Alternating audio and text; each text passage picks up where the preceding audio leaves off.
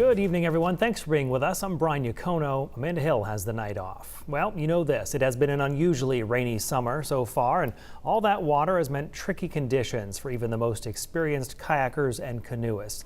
In the past 2 days, 8 people in Brownfield had to be rescued from the Saco River. Just last week, 11 people were rescued in the same river, but in Freiburg. News Center Maine's Jack Momid was in Oxford County and New Hampshire today to see how rental companies and first responders are adapting.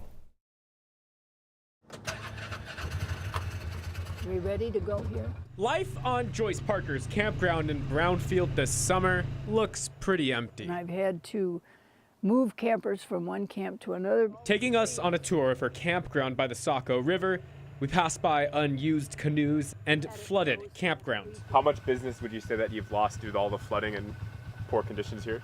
I'd say $25,000. Thanks to this. Flooding. And also another side effect to pooling water. Mosquitoes are terrible.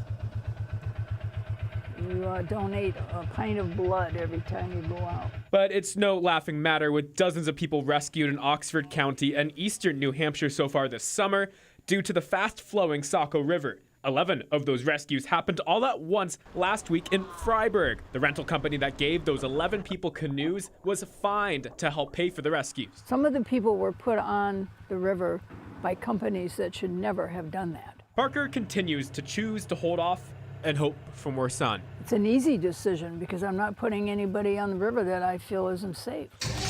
An easy decision also as enforcement continues. Maine State Game Wardens heading out on an airboat. Encourage anyone who's on the river to make sure they're taking it seriously. Sergeant Kyle Haladic says one big warning is while the river may look calm on the surface, powerful undercurrents along with submerged trees can turn your fun upside down. Take some time to put some thought and planning into their trip. And that's where Saco Bound comes in Conway, New Hampshire.